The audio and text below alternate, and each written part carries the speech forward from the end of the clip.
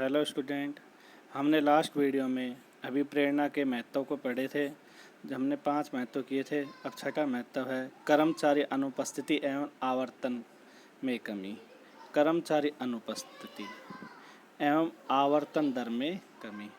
कहता है अभिप्रेरित कर्मचारी अपने कार्य वातावरण से संतुष्ट होते हैं, कार्य एवं लक्ष्यों को प्राप्त करने में अपना सकारात्मक सहयोग देते हैं, जिससे कर्मचारी अनुपस्थिति में कमी आती है। कहता है अभिप्रेत जो कर्मचारी है वो क्या करते हैं, अपना सकारात्मक सहयोग देते हैं लक्ष्य की प्राप्ति में, और अनुपस्थिति में भी कमी आती है। देखो जैसे कुछ संस्थाओं का माहौल अच्छा हो, वहाँ का वातावरण अच्छा, कार्य दशाएं अच्छी हो, तो जो कर्मचारी की छुट्टियाँ मिलती वो भी छुट्टी नहीं करते। वो क्या करते, रेगुलर संस्था में उपस्थित होते हैं, यानी कि छुट्टी कम करते हैं, अनुपस्थिति कम रहते हैं। ठीक है। और जहाँ का वातावरण खराब होगा, कार्य दशा अच्छी नहीं, तो कर्मचारी क्या करेगा, छुट्टी करने की ज़्यादा कोशिश करेगा। और ये दूसरा कहता है अभिप्रेरित कर्मचारी स्थायी रूप से संस्था में बने रहते, जैसे श्रम आवर्तन।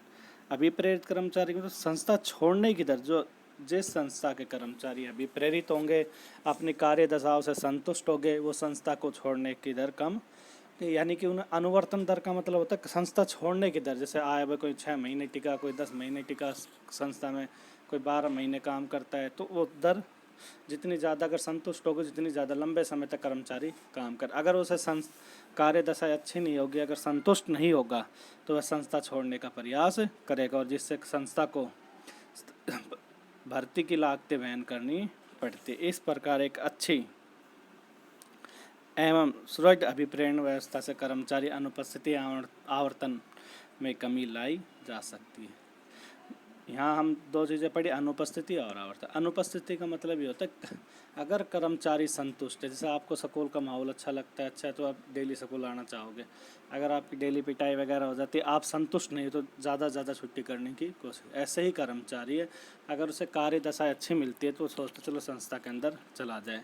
और संस्था छोड़ने की दर, अनुवर्तन दर का मतलब संस्था छोड़ने की दर, कि कितना दिन तक कर्मचारी स्थायी तौर पर अगर कार्य दशा अच्छी होती है तो लंबे समय तक उसे संस्था में काम करना चाहेगा, अगर वो संतुष्ट यानी कि अभिप्रेरित है। कहता है अगला पॉइंट है प्रबंध के विभिन्न कार्य तथा नियोजन, जैसे नियोजन, संगठन, समन्वय, तालमेल यानी कि निर्देशन और नियंत्रण आदि को संपन्न करने के लिए अभिप्रेरणा आवश्यक है। क्योंकि नियोजन होता है पूर्वानुमान, संगठन होता है संगठन 2 या 2 से अधिक व्यक्ति किसी कार्य करने के लिए एकत्रित होते विशेष उद्देश्य की प्राप्ति के लिए। समन्वय होता है तालमेल, निर्देशन, निर्देश देना। इसमें हमने तत्व पढ़े थे, पर्यवेक्षण, निर्देशन के तत्व होते पर्यवेक्षण, अभिप्रेरणा, नेतृत्व, पर्यवेक्षण, तो इसके सारे अंग थे। नियंत्रण, ठीक है, आदि को संपन्न करने के लिए अभिप्रेरणा आवश्यक है। यदि कर्मचारी को अभिप्रेरित नहीं किया गया तो वे प्रबंध के इन आधारभूत कार्यों का निष्पादन उचित ढंग से नहीं करेंगे। ब्रीच के शब्दों में अभिप्रेरण की समस्या प्रबंध कार्रवाई की पूंजी। देखो कहता है कि अभिप्रेरण ही प्रबंध का मुख्य है। अगर प्रबंध के अनेक कार्य है, सहायक कार्य, मुख्य कार्य भी हमने पढ़े थे, अभिप्रेरणा द्वारा उन कार्यों को पूरा नहीं किया जा सकता, क्योंकि संस्था में 2 होते हैं, मानवीय शक्ति और भौतिक शक्ति, मशीनरी वगैरह। तो मानवीय शक्ति जब तक संतुष्ट नहीं होगी, हम अपने उद्देश्य को पूरा नहीं कर सकते। नियोजन, संगठन से किसी तरह के हम नियोजन प्लानिंग कर ले, परंतु जो मानवीय शक्ति होते, कर्मचारी होते, अगर उस नियोजन के लिए अगर संतुष्ट नहीं है तो वो नियोजन सफल नहीं हो सकता, क्योंकि नियोजन का मतलब होता है भविष्य में झांकना। संगठन के अंदर कर्मचारियों को कार्यभार, दायित्व, उत्तरदायित्व सौंपे जाते हैं, वो जब तक पूरा नहीं करेगा जब तक वो अभिप्रेरित ना हो। तो इसलिए का ये मुख्य कुंजी है, क्योंकि इसके बिना अन्य कोई जो प्रबंध के अन्य कार्य सफल नहीं हो सकते। अगला है परिवर्तन में सुविधा। देखो भाई, परिवर्तन का सब विरोध करते हैं, ठीक है। जैसे पुराने कुछ समय पहले जब कंप्यूटर आया गवर्नमेंट संस्थाओं में, या जब कंप्यूटर को लागू किया, तो जो पुराने कर्मचारी थे उन्होंने इसका विरोध किया। फिर उनको एक अभिप्रेरित किया कि आपको डरने की ज़रूरत नहीं, पहले आपको काम सिखाया जाएगा, आपकी ट्रेनिंग दी जाएगी, फिर आप कंप्यूटर को लागू किया जाएगा। तो क्या हुआ, कर्मचारी अभिप्रेरित हुए और उनको बताया गया ये कार्य ये आपके लिए ही लाभदायक है, जो आप 1 घंटे में काम करते हो 10 मिनट में, तो संतुष्ट हो गए। उन्होंने क्या किया, कार्य के लिए प्रेरित हुए, तो परिवर्तन को लागू करने में आसान है। सामान्यतः कर्मचारियों का परिवर्तन के लिए नकारात्मक सोच रहती है।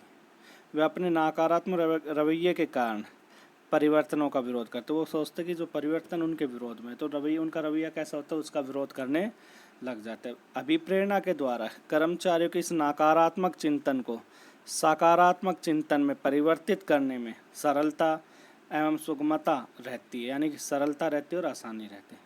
परिणामतः वर्तमान समय में त्वरित गति से, यानी कि बिना रुके से, वर्तमान समय में त्वरित गति से होने वाले तकनीकी परिवर्तन को समय समय पर, आज का तकनीकी युग है, ठीक है, तकनीक विषय वस्तु पर आदि कर्मचारी की सहजता से स्वीकार कर लेते हैं। यानी जैसे मैंने उदाहरण दिया, तकनीकी परिवर्तन हुआ तो उसको लागू करेंगे तो एक विरोध तो उत्पन्न होगा, फिर उनको समझाया जाता है ये परिवर्तन आपके लिए लाभदायक है, तो संतुष्ट हो जाते हैं।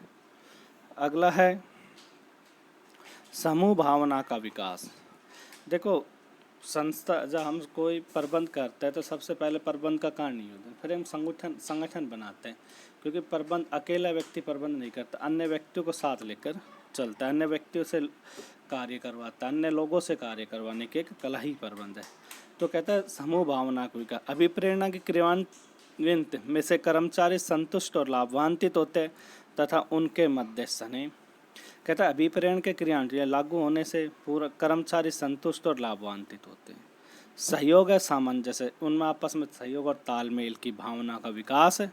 तो इन भावनाओं के उत्पन्न होने से संगठन में समूह भावना पनपती, जिससे संस्था के उद्देश्यों में प्राप्ति में सहायक होती, कहता है अभिप्रेरण की क्रियान्वयन से कर्मचारी संतुष्ट और लाभान्वित होते हैं तथा उनके मध्य स्नेह, सहयोग और सामंजस्य की भावना का विकास होता है। इन भावनाओं के उत्पन्न होने से संगठन में समूह भावना पनपती है, ठीक है, जिससे संस्था के उद्देश्य में प्राप्ति। देखो यहाँ एक पॉइंट पड़ा, समूह भावना से उत्पन्न होती है, ठीक है भाई।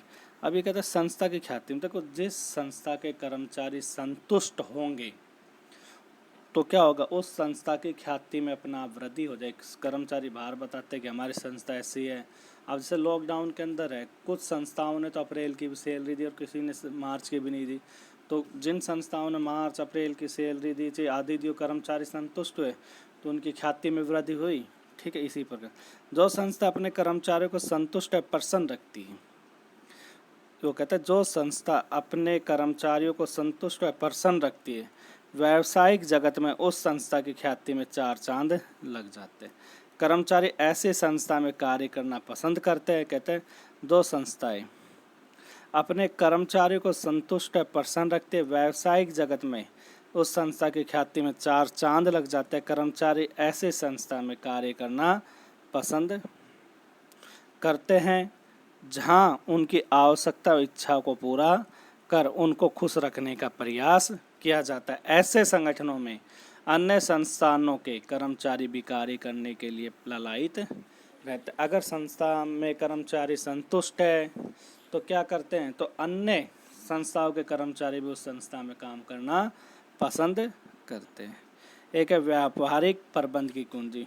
व्यवहारिक का मतलब हो गया भाई अभिप्रेरण व्यवहारिक रूप से लागू, यानी किसी कर्मचारी पर प्रयोग किया। कहता है EFL ब्रिज के शब्दों अभिप्रेरणा व्यवहारिक प्रबंध की कुंजी, यानी कि इसके बिना प्रबंध संभव नहीं है, क्योंकि प्रबंध के अन्य लोगों से कार्य करवाना तो उनको अपने साथ लेकर चला जाता है, ठीक। अकेला व्यक्ति भी प्रबंध नहीं कर सकता अन्य व्यक्तियों से। तो निष्पादित रूप से प्रबंध का एक महत्वपूर्ण करके सभी प्रबंध के कार्यों में अभिप्रेरणा को क्रियान्वयन आवश्यक है।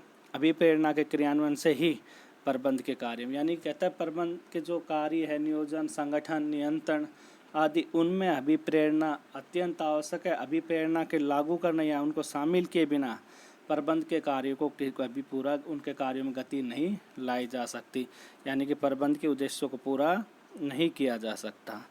तो आज हमने अभिप्रेरणा के महत्व पढ़े, ठीक है। पहले देख लेते हैं, पहला महत्व है जी निर्धारित लक्ष्यों में प्राप्ति में सहायक। दूसरा महत्व है कार्य संतुष्टि में अभिवृद्धि।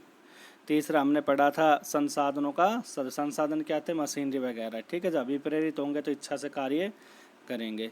मनोबल में वृद्धि, एक पॉइंट पढ़ा था मनोबल में। अच्छे श्रम संबंधों का निर्माण कर्मचारियों के मध्य, और ठीक है हड़ताल वगैरह नहीं करते। कर्मचारी अनुपस्थिति एवं आवर्तन में कमी, आज ये पढ़ा था। प्रबंध के कार्यों का आधार, परिवर्तनों में सुविधा। नेक्स्ट पढ़ा था समूह भावनाओं का विकास।